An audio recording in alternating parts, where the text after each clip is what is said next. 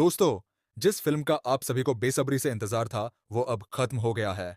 मन्ना कुरैशी की 2023 में आई धमाकेदार फिल्म हंस जन पगली फंस जाबे, जिसने सिनेमाघरों में धूम मचाई थी, अब यूट्यूब पर रिलीज हो चुकी है। अगर आपने इसे अब तक नहीं देखा, तो ये मौका बिल्कुल मत गंवाइए। तो आइए, जानते हैं इस फिल्म के बारे में और क्या ये यूट्यूब पर भी उतनी ही सुपरहिट साबित हो रही है। नमस्कार दोस्तों, स्वागत है आपका हमारे चैनल पर, जहां हम आपको आपके पसंदीदा फिल्मों के सबसे बेहतरीन और सटीक रिव्यूज देते हैं। तो चलिए, बिना देरी किए शुरू करते हैं।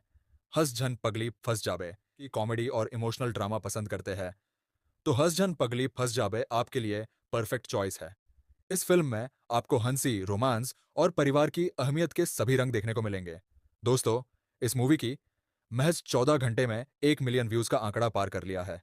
जी हाँ, आपने सही सुना, सिर्फ 14 घंटे में। यह फिल्म न सिर्फ अपनी कहानी, बल्कि इसके दमदार गानों और बेहतरीन अभिनय के लिए भी तारीफें बटोर रही है।